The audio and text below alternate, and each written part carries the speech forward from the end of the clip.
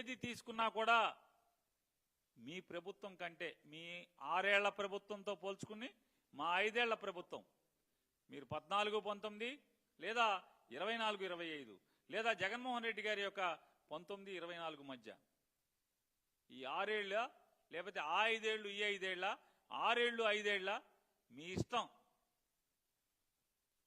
అంతేగాని మీకు ఎదురు చెప్పని మనుషుల్ని ముందు పెట్టుకుని మిమ్మల్ని ప్రశ్నించేవాడు ఎవడో కూడా ఆ పందిడిలో లేకుండా చేసుకుని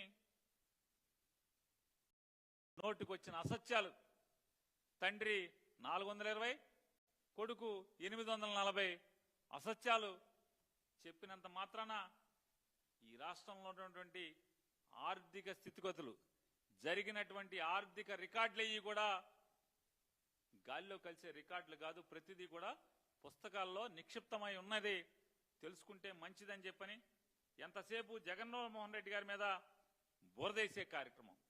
నిన్న పచ్చిగా ఎంత దగాకోరుగా నిన్న మాట్లాడతారు. లోకేష్ గారు మాట్లాడతారు, చంద్రబాబు నాయుడు గారు మాట్లాడతారు. ఎన్నికల ముందు 14 లక్షల కోట్లు అప్పు తెచ్చాడు జగన్మోహన్ రెడ్డి గారు అని చెప్పారు. అసలు ఆర్థిక స్థితిగతులు మీరు అసెంబ్లీలో ఇచ్చారు. మీ ఆర్థిక మంత్రి అసెంబ్లీలో తన నోటితో చదివాడు, ఇది రికార్డులో ఉంది. ఏముంది? 2014 సంవత్సరానికి, అంటే ఆంధ్రప్రదేశ్ రాష్ట్రం విడి తెలంగాణ ఆంధ్రప్రదేశ్ కింద అవిభాజ్య రాష్ట్రం నుంచి విభజిత రాష్ట్రంగా ఆంధ్రప్రదేశ్గా ఉండేప్పటికీ 1,40,717 కోట్ల రూపాయలు మొత్తం అప్పుగా ఉంటే 2019 మార్చి 31 నాటికి ఈ రాష్ట్రం యొక్క అప్పు 3,90,247 కోట్లు. అంటే పాత 1,40,717 దాంతో కలుపుకుని 3,90,000 అయితే చంద్రబాబు నాయుడు గారు జగన్మోహన్ రెడ్డి గారికి అప్పచెప్పేప్పటికీ 2,49,350 కోట్ల రూపాయలు 5 ఏళ్లలో మీరు చేసినటువంటి అప్పు. మరి ఎంత శాతం పెంచారు అప్పు? 1,40,000 కోట్ల రూపాయల నుంచి 2,40,000 అంటే 2,50,000 కోట్ల రూపాయలు అదనంగా మీరు చేర్చి జగన్మోహన్ రెడ్డి గారికి అప్పచెప్తే, జగన్మోహన్ రెడ్డి గారి ప్రభుత్వంలో మేం చేసినటువంటి అప్పు 3,32,000 కోట్ల రూపాయలు అయితే ఈ రోజుకి చెప్తారు 10 లక్షల కోట్ల రూపాయలు. సిగ్గు ఎగ్గు అనేది లేకుండా, నిజంగా భగవంతుడు సిగ్గు కూడా పెట్టలేని పరిస్థితి వీళ్ళకి, ఇన్ని అబద్ధాలు ఆడటానికి. ఇవాళ నేను రాస్తారు, created a burden of 10 lakh crore debt. ఇంత దిక్కుమాలిన రాజకీయ జీవితం కావాలా మీకు? ఇవాళ ఇది రికార్డు, ఇది ఆర్థిక శాఖ రికార్డులో ఉన్నాయి.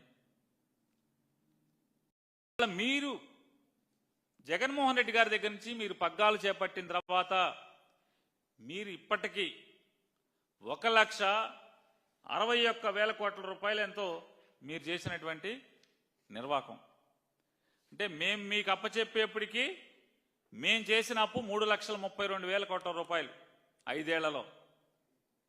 ఈ 5 ఏళ్లలో మేము చేసింది 3,32,000 కోట్ల రూపాయలు అప్పు అయితే, అన్ని కార్పొరేషన్లకు కానీ సరాసరి ప్రభుత్వం కానీ అన్నీ కలిపి చేసినటువంటి అప్పు 3,32,000 కోట్ల రూపాయలు అయితే, రాష్ట్ర ప్రభుత్వం అంటే ఆంధ్రప్రదేశ్ రాష్ట్రం ఏర్పడిన దగ్గర నుంచి ఇప్పటి వరకు ఉన్నటువంటి అప్పు 7,21,918 కోట్ల రూపాయలు అని చెప్పని మీరేమో అసెంబ్లీలో పొద్దుల్లో చెప్తారు. రికార్డుల్లో ఉంటుంది ఇది. ఆర్థిక శాఖ పుస్తకాల్లో ఈ ఆంధ్రప్రదేశ్ రాష్ట్రానికి జగన్మోహన్ రెడ్డి గారు ముఖ్యమంత్రిగా దిగి చంద్రబాబు నాయుడు గారు మళ్లీ ఎక్కేప్పటికి 2024 సంవత్సరానికి 7,21,918 కోట్ల రూపాయలు అప్పని మీరే చెప్తారు. ఇవాళ 10 లక్షల కోట్ల రూపాయలు ఒక్క జగన్మోహన్ రెడ్డి గారు 5 ఏళ్లలో 10 లక్షల కోట్లు చేశారని చెప్పి చెప్తారు. ఇంత దగా మాటలు, విషం చిమ్మే మాటలు, అసత్యాలు అధికారికంగా వచ్చేసి పుస్తకం. మరి దీని మీద ఆంధ్రప్రదేశ్ రాష్ట్ర రాజముద్రేసి ఇటువంటి తప్పుడు అసత్యాల్ని దీంట్లో వచ్చేసి పంచిపెట్టేటువంటి బరితెగింపు మీకు తండ్రి కొడుకులకు కాకపోతే ఎవడికొచ్చిందంటని ఇంత పచ్చిగా ఇంత బరితెగింపుగా అసెంబ్లీలో ఒక మాట బయట బజారుకెక్కి ఈ రకంగా తప్పుడు మాటలు రికార్డులు తప్పుడు రాసేటువంటి తప్పుడు రికార్డులు చూపించేటువంటి దౌర్భాగ్యం ఎవరికి ఉందా అంటే మీ ప్రభుత్వానికే ఉంది. ఇవాళ దీంట్లో రాస్తాడు,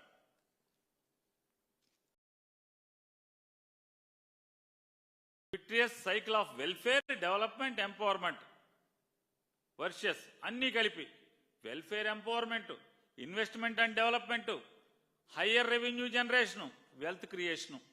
అంటే సంపద సృష్టిస్తారంట, ఆర్థికంగా రాబడులు పెంచుతారంట, పెంచారంట, ఈ సంవత్సరంలో పెట్టుబడులు తీసుకొచ్చారంట, వెల్ఫేర్ మొత్తం సాధించారంట. ఇంతకన్నా పచ్చి దగా ఇంకేమైనా ఉందా అని అడుగుతున్నాను. మీద చీటింగ్ కేసు పెట్టద్దా అని అడుగుతున్నాను నేను. ఓటేసి మిమ్మల్ని నమ్మినటువంటి ప్రజలు చీటింగ్ కేసు పెడతాకి మీరు అర్హులా కాదని అడుగుతున్నాను. సంపూర్ణ అర్హత మీకు ఉంది కదా మీ మీద ప్రజలు కేసు పెట్టాకి.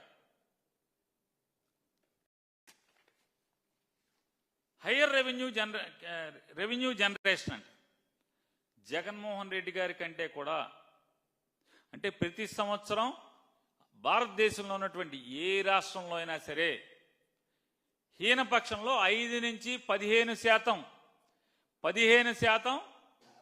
ప్రతి సంవత్సరం రెవెన్యూ గ్రోత్ ఉంటుంది. కానీ ఈ ఆంధ్రప్రదేశ్ రాష్ట్రంలో జగన్మోహన్ రెడ్డి గారి 2.5 సంవత్సరాలు కరోనా ఉన్నప్పటికీ కూడా కరోనా సంక్షోభాన్ని ఎదుర్కొని కూడా అధిగమించి ఆయన సాధించినటువంటి ఆర్థిక రెవెన్యూ వసూళ్ల కంటే కూడా మీ సంవత్సరం వసూళ్లు ఎంత దుర్భరంగా ఉన్నాయి, ఎంత దిగజారి ఉన్నాయి. దీన్ని బట్టి ఏమర్థం అవుతుంది? మీ పరిపాలనలోని డొల్లతనం, మీరు అద్దు అదుపు లేకుండా చేస్తున్నటువంటి అవినీతి. దీని మూలంగానే కదా మిమ్మల్ని చూసి ఇప్పుడు వెనకటికి ఒక సామెత చెప్తారు, ఆవు చేలో మోస్తే దూడది గట్టును మేస్తుందా ఏంటి? ఎందుకు మేస్తా అన్నాను. మీరు అవినీతికి తెరలేపితే ఎక్కడైనా మీ ఎమ్మెల్యేలు కానీ మీ మంత్రులు కానీ మీతో అంటకాగుతున్న అధికారులు కానీ ఇక మొత్తం అంతా అవినీతే కదా ఇవాళ జరుగుతున్నది రాష్ట్రంలో. ఇంకా ఇది 3వ పేజీనే, ఇల్లే పేజీల లెక్క మీరేం సంపద సృష్టించారు ఈ రాష్ట్రానికి? ఈ రాష్ట్రానికి ఏం సంపద సృష్టించారు ఇంతవరకు సంవత్సర కాలంలో? 1,61,000 కోట్లు ఈ రోజు దాకా అప్పు తెచ్చారు తప్పితే సంపద మాత్రం 0 సృష్టించారు. వెల్ఫేర్ అండ్ ఎంపవర్మెంట్ మీరిచ్చిన హామీలకే దిక్కులేదు. ఆడపిల్లలకి నెలకి 1,500 అన్నారు, నెల ఆడవాళ్ళకి ఫ్రీ బస్ అన్నారు. గ్యాస్ బండలు చెప్పి సంవత్సరానికి ఒక బండ ఇచ్చారు, సంవత్సరానికి 3 బండ్లని ఒక బండ. ఇది మోసం కాదా అని అడుగుతున్నాను. తల్లికి వందనం అన్నారు, 5 ఏళ్ళు తల్లికి వందనం అని సంవత్సరం ఎగ్గొట్టారు తల్లికి వందనాన్ని. అంటే ఇంకా 5 ఏళ్లలో మీరు నిజంగా నిజాయితీగా ఇస్తే గనక ఇంకా 4 ఏళ్లే మీరు ఇచ్చేది. అంటే ఇంకా 3 ఏళ్ళు, ఒకటి అయిపోయింది. 26, 27, 28, 29 ఏటాక ఎలక్షన్లకు వెళ్ళిపోవటమే కదా, మార్చి నుంచి ఎన్నికల కోడే కదా. అంటే 5 ఏళ్ళు ఇస్తామని చెప్పని చంద్రబాబు గారు, ఏమండి మీరే చంద్రబాబు నాయుడు గారు బాండ్ చంద్రబాబు రాసిచ్చినటువంటి బాబు షూరిటీ భవిష్యత్తు గ్యారంటీ, 2 ఫోటోలు, కుడిపక్క ఒక ఆయన ఫోటో, ఎడం పక్క ఒక ఆయన ఫోటో. వీళ్ళు ప్రతి పథకానికి ఆ పేరు, తండ్రి పేరు, వయస్సు, చిరునామా, బూత్ నెంబరు, జిల్లా, వాళ్ళకి సంవత్సరానికి ఏ పథకానికి వాళ్ళ అర్హత, వాళ్ళ ఇంట్లో ఏ పథకానికి వాళ్ళకి అర్హత ఉంది, సంవత్సరానికి ఎంత వస్తుంది, అన్ని పథకాలు కలిపి 5 ఏళ్లకి ఎంత వస్తుంది, ఇది బాండ్ సంతకం పెట్టి కింద సంతకం పెట్టి బాండ్ ఇచ్చారు.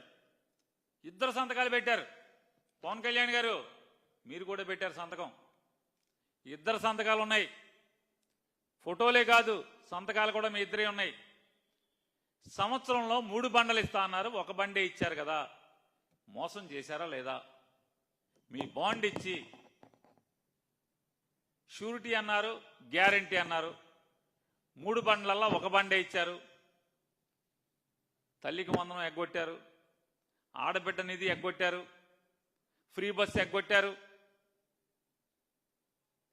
బోళనున్నాయి ఎగ్గొట్టినాయి.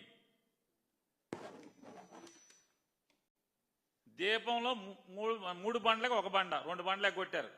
ఆడబిడ్డ నిధి ఎగ్గొట్టారు, తల్లికి వందనం ఎగ్గొట్టారు, అన్నదాత సుఖీభవ ఎగ్గొట్టారు, ఆడవాళ్లకి ఫ్రీ బస్సు ఎగ్గొట్టారు. 50 ఏళ్లకే బీసీ, ఎస్సీ, మైనారిటీ వీళ్ళకి 50 సంవత్సరాలకే పెన్షన్ ఇస్తా ఉన్నారు, ఎగ్గొట్టారు. నిరుద్యోగ భృతి ఎగ్గొట్టారు. ఇవన్నీ ఎగ్గొట్టారు కదా. సంతకం మాత్రం ఇద్దరిది సంతకం. సిగ్గుపడకుండా అవన్నీ ఇచ్చేసామని చెప్పి చెప్తున్నారు. ఇది మోసం కాదా అని అడుగుతున్నాను పవన్ కళ్యాణ్ గారిని, చంద్రబాబు నాయుడు గారిని. దగా కాదా ఇది? మీ వంచన కాదా? షూరిటీ అన్నారు కదా. ఇది ఫౌండేషనల్ 4వ page, foundational reforms and first actions అంటే మొదటి చర్యలు, పునాది రాళ్లు. దాంట్లో చెప్తాడు మెగా డిఎస్సి అంట. తొలడుగల్లా తప్పటడుగు అయిపోయింది. మెగా డిఎస్సి సంవత్సరంలో ఒక్కడికి ఏమన్నా ఆర్డర్ ఇచ్చారా? ఎక్కిన నెలకి 100 రోజుల్లోపు టీచర్ పోస్టింగ్లు ఇస్తా ఉన్నారు. తొలడుగు తప్పటడుగు. ఇంకొకటి ఏంటంటే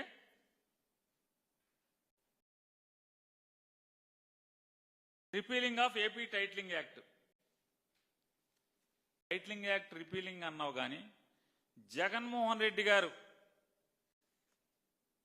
మొదలుపెట్టినటువంటి, కొనసాగిస్తున్నటువంటి సర్వే లేదా purification of revenue records, purification of title records యథావిధిగా కొనసాగుతుందా లేదా అంటే దాని అర్థం ఏంటి?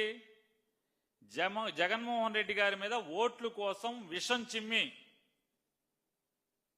దుష్ప్రచారం చేసి, తప్పుడు మాటల్ని ప్రచారం చేసి పవన్ కళ్యాణ్ గారు, నారా లోకేష్ నాయుడు గారు, చంద్రబాబు నాయుడు గారు, ఈటీవీ, ఈనాడు, ఏబిఎన్, ఆంధ్రజ్యోతి,